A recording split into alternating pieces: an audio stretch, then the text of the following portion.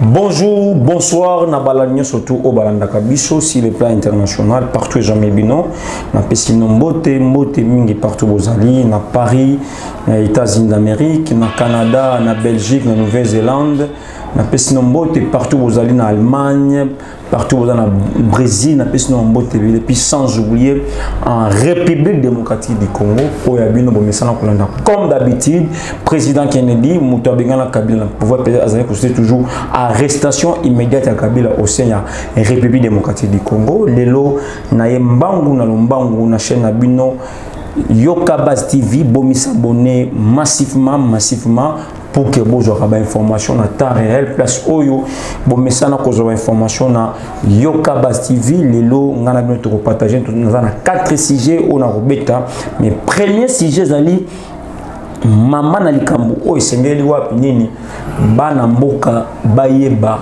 ce qui se passe na kati ya mboka na bango bayeba makambo nyonso ya malamu na ya mabe oyo salema na kati ya mboka na bango esengeli bana mboka balandango très bien pour que bayeba la situation politique ya mboka na bango. Lelo na premier thème na biso ezani bandeko na ngai.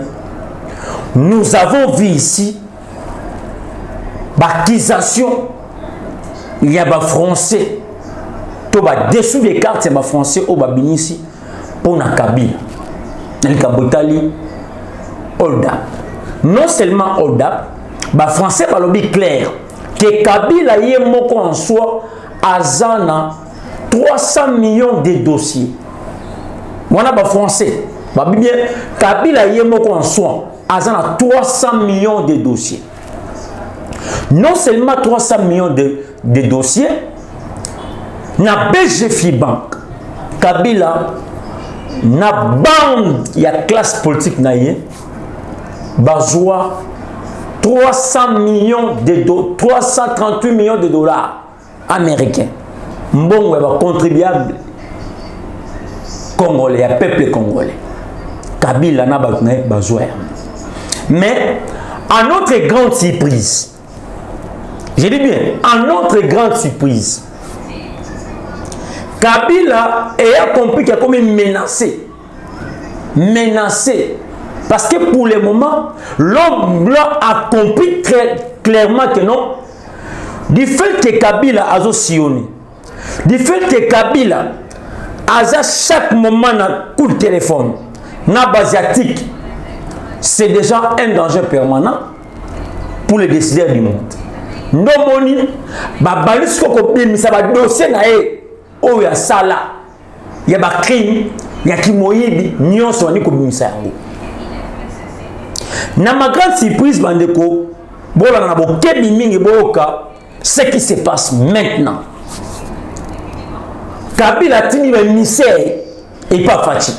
Je vous dis, Kabila a tenu ben misère et pas fatigué. Et là, qu'on dit Kabila a tenu ben misère wana et pas fatigué. C'est parce que, à comme ils la pression sur le plan international, il y a arrestation. Est-ce que ben misère wana va répondre bango, tu vas répondre bango te? Est-ce que, continue ben misère au Kabila tindi? Et ça pour la rencontre na Fati to et ça pour Fati abomela moto wananga la bino to yebite mais na ba canon na ngai mutabenga na Kabila na ba canon na ngai o na sana ngo ba émissaire Kabila tini pas Fati atini bango na deux choses première des choses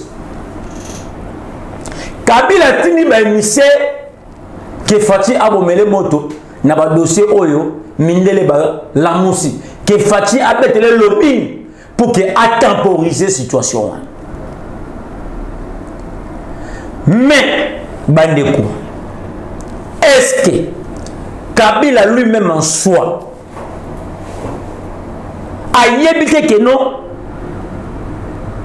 Azal ennemi, je dis bien Kabila Yemoko en soi, c'était un ennemi géré à peuple congolais. Je dis bien ennemi géré à peuple congolais. Ce qui est le biso peuple Congo comme un stade, c'est Kabila. Ce qui est le Fatia Kouti tourne en boca, comme poser un problème, c'est Kabila. Je vous dis, c'est Kabila. Trop le c'est Kabila.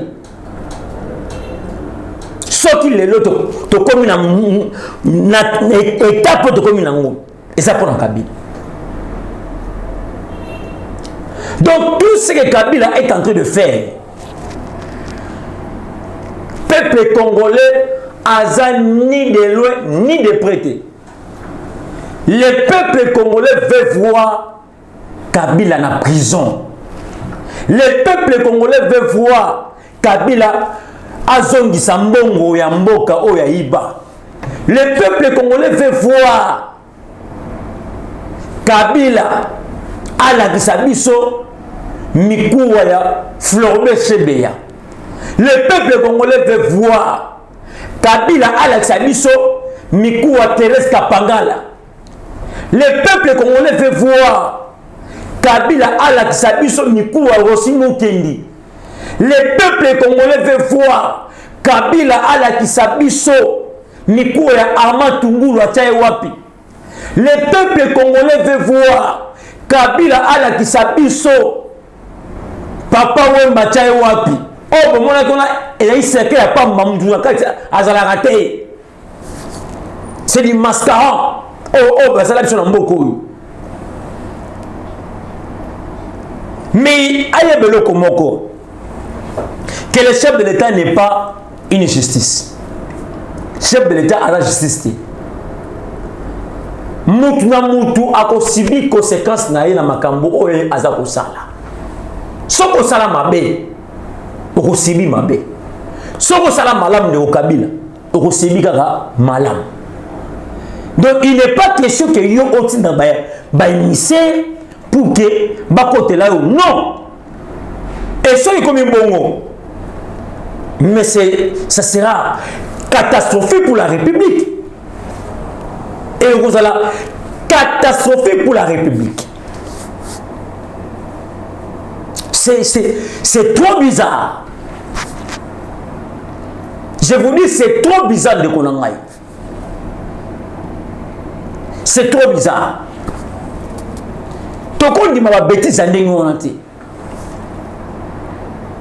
Lelo moko jeunesse beba.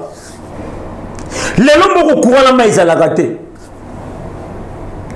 Ba congolais vie malonge zate. Na noter la biloko wana, c'est toi Kabila. Et si na 18 ans na Kabila, aujourd'hui mboka malam. Qui pouvait te menacer? Ou qui pouvait te poursuivre? Personne. De mon côté.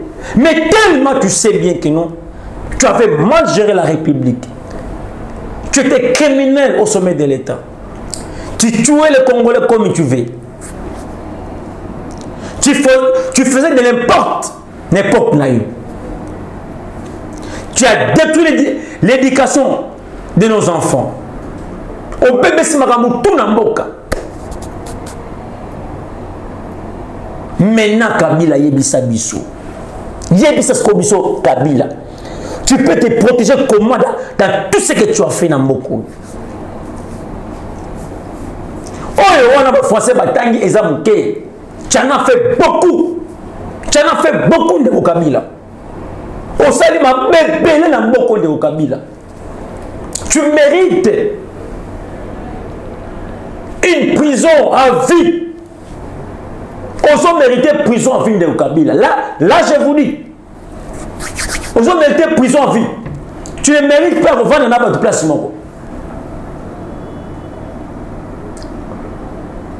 Oyebi makambo mabe oyo sala. Peuple alignoté, peuple alignayoté. Donc tu dois subir les conséquences. Il y a ma benne au sala mboka.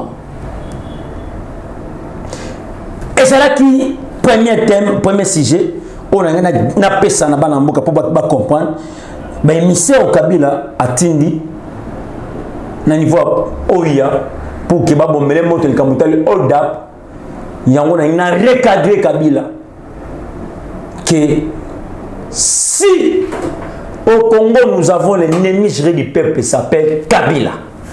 Oh, ce gars Kabila, Bakangé, Lelo, c'est toute la République qui va fêter. Et puis, nous avons Kabila, Lelo, fête la Rosala, et vous avez fait historique, il y a Vinanga. Je dis bien historique, il y a Vinanga. Fête, c'est quoi ça? Dès qu'on arrête Kabila aujourd'hui, c'est toute la République qui va festoyer dans beaucoup. Et Fatih sera côté dans le monde entier. Et Fatih sera aimé dans beaucoup. Parce que Kabila, trop c'est trop, on ne peut pas permettre ma bêtise, on ne va jamais aussi battre. Deuxième sujet, partout sur le plan international, les Kambouya, enseignement. Enseignement. Qu'est-ce qui se passe? Lelo na lingina éclairci na bandeko. Lelo na lingina éclairci dans le monde entier. Aujourd'hui, je viens répondre na bandeko na biso. O bazaliko humilié to ko sali image ya excellence Tony Mwaba. Celui qui parle, Moutabengana Kabila pouvoir. Et moi, je vous dis, je n'ai jamais été chez Tony Mwaba. Je vous dis, je n'ai jamais été chez Tony Mwaba. Et je n'ai jamais eu quelque chose chez Tony Mwaba. Il ne me connaît pas. Il ne peut pas savoir d'agater. Il ne peut pas savoir d'agater. On ne se connaît pas. Mais je parle par rapport à Misala ou Tony Mwaba à Osala. Ce n'est pas pour le flatter. Naïe pour la répondre de bandeko na biso boui. Moutounyon so oba misala compte IDPS. Je dis bien moutounyon so oba misala. Je sais que chez nous être un cadre est un privilège, mais c'est une charge. Mais il faut de quelle manière nous pouvons réagir. Il faut que Tony Mwaba a joué le ministère d'enseignement à niveau ni. A coûté à niveau ni. Avant Koloba Makam, Otozolo Baka. Aujourd'hui, vous avez ingéré Tony Mwaba. Vous croyez que non, vous allez Kosali image à Tony Mwaba. Non, vous allez Kosali image à parti. Et quand vous dites que Tony Mwaba n'est pas d'élu de pêche, maintenant, Augustin Kabou, il y a quel notre cadre, Najama Kabou na Kabou, Bandemi na Bango, Bazo Moutoui de PST, Bapé Saye, poste à ministère. Mais quand même, tout cela quand même, Batou quand même. Moi je ne crois pas. Je ne pense pas cela. Aujourd'hui, Tony Mwaba est arrivé dans le ministère Ouana. Quand même, il a fait un effort. Mais je suis surpris à côté de la mission. Mais je me suis dit, mais Seigneur, qu'est-ce qui se passe avec ces gens ici? Je me suis posé la question, mais qu'est-ce qui se passe avec ces gens ici qui ne comprennent même rien et leur côté? Avant, il faut poser la sagesse, l'intelligence. Oui, mais l'eau connu, oui, toi c'est une nomination, nomination de ministère. Le quoi le pouvoir, et c'est à Bisso. Et c'est même à ce qui te coûte, Tony Mwaba a coûté dans le ministère. Ça l'a déjà. Cadre ça déjà. Aïe, Balamoko, allons au lit. Mais soyez quand même sérieux. Sont sérieux quand même. Tout le monde a un ballon, à cause d'un bateau, pas avoir le ministère, à un bateau, allons au bateau. Mandeko, qu'est-ce que nous faisons? Qu'est-ce que nous faisons? Est-ce que Makamoto, est-ce que Tony comprend Makamoto? Dès que vous attaquez Tony Mwaba, c'est directement, c'est fragilisé directement les partis. C'est parce qu'il est le ministre de l'île de Pes. Ce qui ne a faille. Ce n'est pas dans le médias que tokoya kolobela on a médiaté non et sengeli ya ko bengi sandeko toko s'approcher des païens. Mais qu'est-ce qui se passe? Toujours cabo. Maintenant, parce que Oyo et Kou t'es pas là. Et s'il y aura des concerts au PES, ça y est, c'est ça la remarque, tout ça c'est ma remarque. Mais ce n'est pas dit que non, Nakati Malamo pas te bande côté. Maman va me dire non. Et là, quand il toni moi basali à ma bé. Boy bisa na biso. Et là, on dit toni moi basali à ma bé. Oyo bino bozo reprocher nango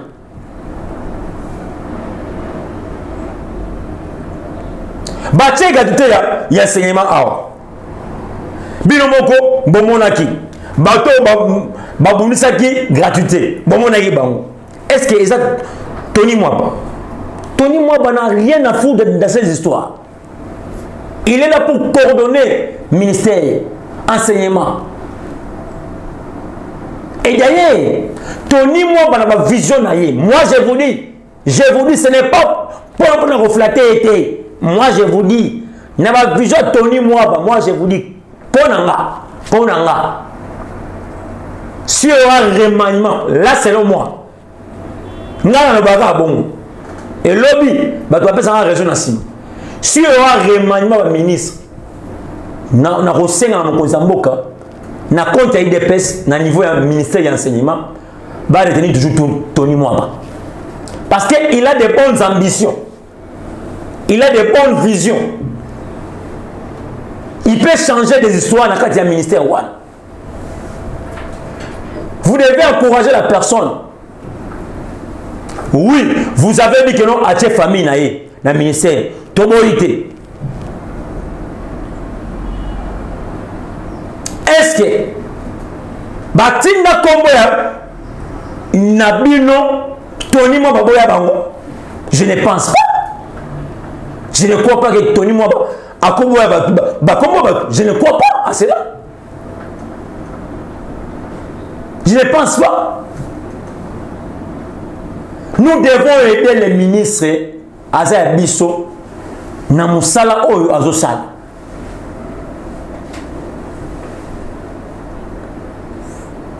Ce qui veut continuer à Babiloko, il faut la dignité. Et puis, il faut fragiliser ma camobile. Et comment Tony Mwaba, qu'est-ce qu'il a fait de mal?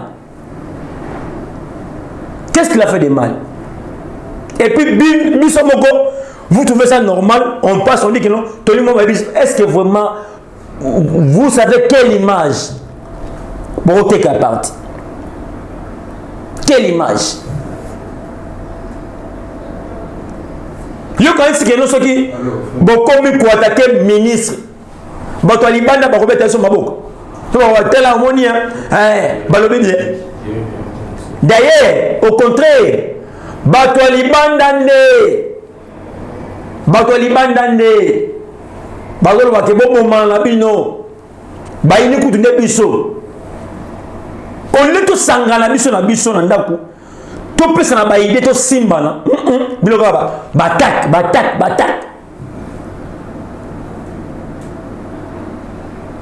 Et la bataille, l'État passe, on se distrait, demain, peuple a rejeté du saut.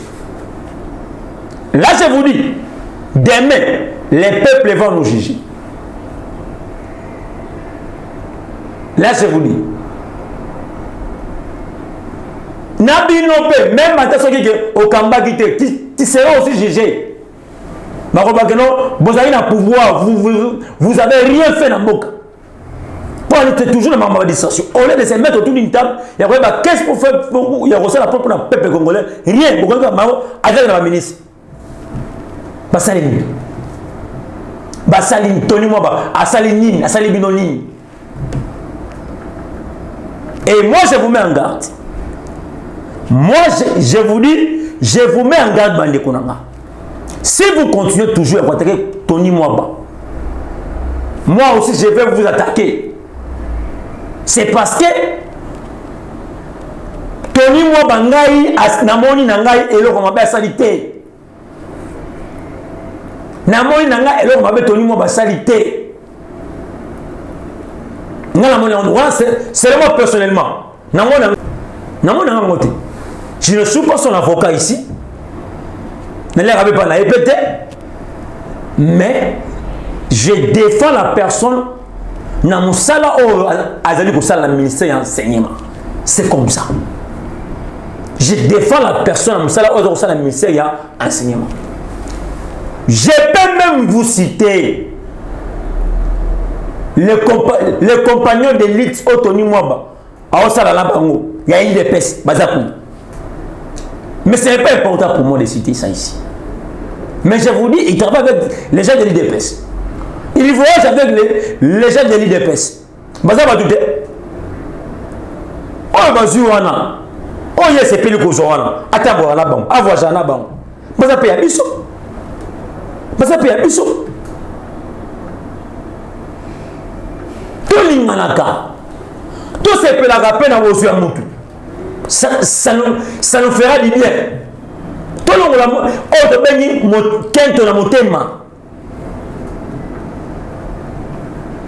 quant à moi personnellement, s'il y aura remaniement dans le ministère, je demanderai au chef de l'État de retenir encore Tony Mwaba dans le ministère. Parce qu'il a des visions. Et quand il y a côté, j'ai senti certaines disciplines. Et quand il y a enseignement, certaines disciplines, à sentir quand il y a enseignement. Mais ce qui nous donc vous devez avoir un pays à la réserve.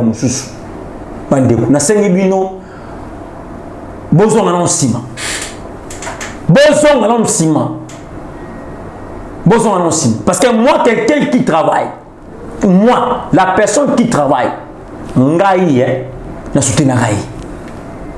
Attends, on peut s'en aller le côté. Attends, on peut s'en aller le côté. Mais on se dit, na musala yo osa ya kitoko. C'est comme ça. C'est comme ça. Bolobi ke ate famille na papa ata bino moko. Donc soka za na ndeko na ye mibale misatu akocha bangote. Donc soki lokola tozana masolo maboko so peuple congolais.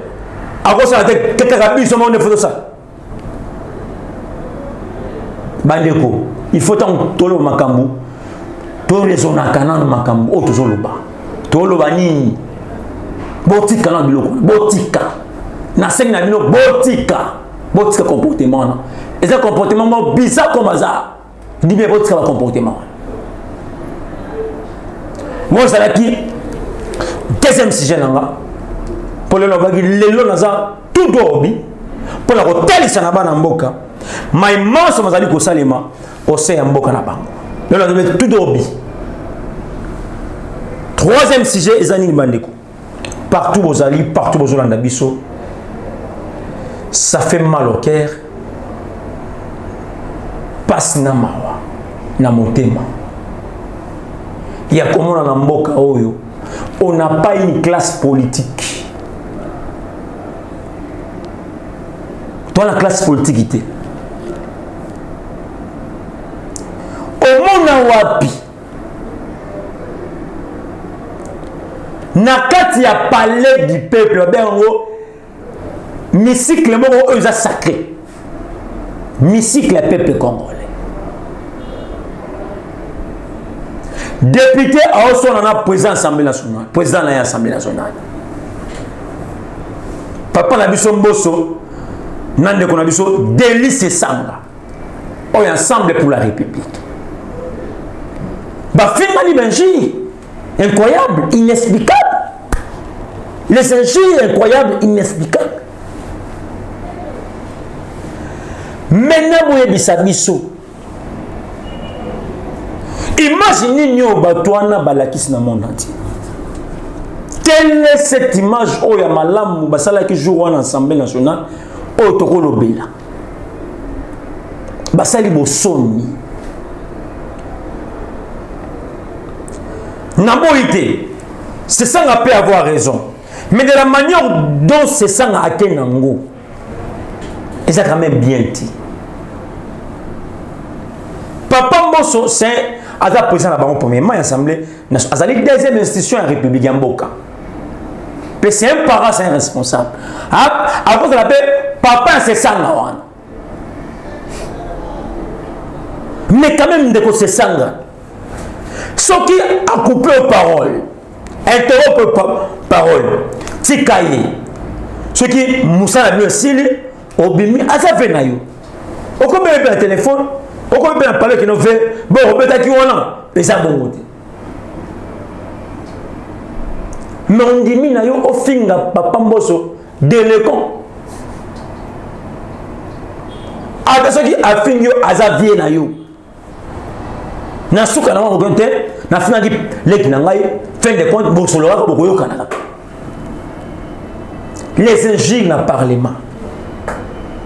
C'est de la honte. Les injures na parlement. Nanda kuya ba institution. C'est de la honte, c'est bizarre. C'est de la honte, mes chers. Et ça, les m'a raté. Nulle part. Et ça, les m'a raté. Je suis sidéré de voir comment il y a des politiciens de l'Assemblée nationale. Et quand je vous disais que non, le président de la République a un problème très sérieux dans ce pays ici. Il faut qu'on forme une nouvelle classe politique à Sika. Tel qu'un politicien là-bas. Dans le Parlement. Voilà comment ces députés se comportent. Même à ta balamité, dans la raboïté. Même à ta balamité, dans le comportement de Bino. Je n'ai quand même hermon. Il y a Bino Pine, l'équipe et l'équipe. Et l'équipe décret. Et l'équipe niveau. Il y a Bino dans Moko Soua pour ça Moko. Et l'équipe décret, l'équipe niveau. Les chefs ont un problème très sérieux dans Moko. Très sérieux. Batouba baby. Nous se koufi. T'as la degré à député. Député, les injures. Les injures. Bilo la bilo. Ah, Nzambi. Nani ba politicien na mboko oyo. Ba nani ba ange ba kita to ndenge bandi kunanga. Peuple congolais, partout dans le monde entier, partout dans le monde, les injures de l'Assemblée nationale. Président, n'a député naï. Banchi, où est fini de l'école? C'est toi qui es de l'école. C'est vous qui l'êtes. T'as là-bas degré. Mais responsable, papa et ban, attends la famille, mon malanda. Mais imagine ce ban, la bataille, ce ban, la bino va moni en gros. Ces enfants vont copier nini na mituna bang. Mon conjambo comment on a député na bino. T'as pas député na mbasa. Yambok les élites de peuple na mbasa. Ça fait mal au cœur. Ce qui va changer de vraiment quand même Assemblée nationale parce que tout le monde appelle au malonga kuna obo qui n'a pas ça la kunati quand on a pas pongi tout le monde a malonga pe kunati pour y avoir la pongi c'est une bonne et muke allez bobali na ko fingana bo fingani bo misana Belgique moko incroyable bo bita que non caméra ils ont le monde entier bo bimba ils ont la ndabini bo bien raconter la passe na mort ce qui va changer te est aligné non. Et le peuple en 2023, va voter bien. Va député, va impoli, va impoli. Passe na mawa. Na son. O mo kandeni. O mo kaputandeni ya boyi. C'est de la honte. C'est de la honte. Et ça passe na mawa bandeko. Imagine moi que vous allez la boyité. N'a pas de ça, n'a pas boyité. C'est terrible. C'est terrible. Quand il y a un sujet bandeko, pour le lobby nazali un peu logique na makambo nanga nazoloba lelo naza mpe classique le makambo nanga tout ole nazoloba. Quatrième sujet eza nini? Eza likambo ya zandu. Lobi na kolakisa na monde entier image ya zandu na kozana uniquement na émission na zandu oyo na kosala uniquement na zandu oyo Ngobila atongeli ba congolais oyo Ngobila atongeli ba congolais na kosala émission spéciale destruction il y a un marché central méchante, un marché central. Moi je me pose la question, tout le monde va gouverner la province, et si vous venez à Kinshasa, botali comment Kinshasa est sali, bon vous pouvez même revendre ailleurs que na Kinshasa. Kinshasa est un gouverneur oyo ayebeta ndenge propriété ezalaka te.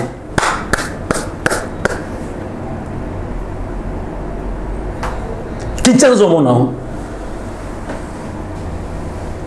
na ba gouverneur nyonso gouverneur oyo azomi benga champion c'est Ngobila. Je ne sais pas comment bazo korese kolongola Ngobila te. Qu'est-ce qui est derrière Ngobila? Ba gouverneur nyonso oyo basali mabe balongole pona ba province meka moko champion mdo tsika Ngobila bako osimba ete Kinshasa solo bafulu nzela malonga ezate Rwakadinge baby nzela mabulu mais nous avons un gouverneur de la ville province à Kinshasa. Que fait Jatini Ngobila à Kinshasa?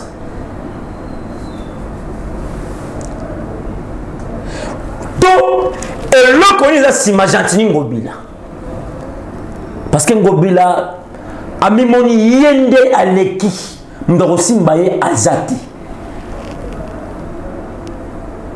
Zandouana Abuka. Et avec le courage, je vous oba. Bande Kolanga. Je vous dis clair. Ville à Kinshasa, c'est ingouvernable. Ville à Kinshasa, c'est ingouvernable. Bazo gouverner en côté. Ville à Kinshasa. Ils ont mal géré. Je vous dis mal géré. Mal géré. Depuis Boukazan, il passe dans la télévision. Alors qu'il y a un partenaire. Maintenant, Boukazan, il y a un partenaire. Zand, il y a un commis. Place à Rosumba. Place à Rosumba. Place à Fazer. Zandouande est comme une société congolaise, Kinoise et Kinois. Aout na changu na abetine moi libanga na zangu. Azone moi 10 000, moi 5 000, azongi na butotani tongo ifu ayena. Mais soyo buke libango yango, bakoka sombongo wa tonga pe olingo tonga peti. Nyoso wana ezala kabalia Ngobila po ayinsa makoza mboka na peuple.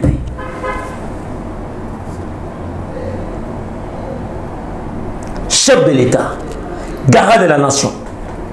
Est-ce que aux hommes de ma campagne, ça m'a Kinshasa et pas Ngobila te. Aux hommes on a été.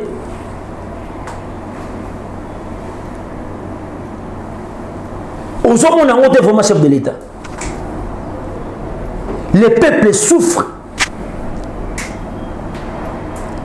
Ville sale. Gombe n'en parle même pas. Place où il y a qu'à respirer dans Kinshasa exacté, solo dans solo. mokonzi mboka ozomona vraiment ngobila te. Il y a pas une décision pour la Jean Ngobila. Ça fait mal au cœur. Ça fait mal au cœur, chef de l'État. Ça fait mal au cœur. Ça fait mal au cœur, mon cousin Mboka.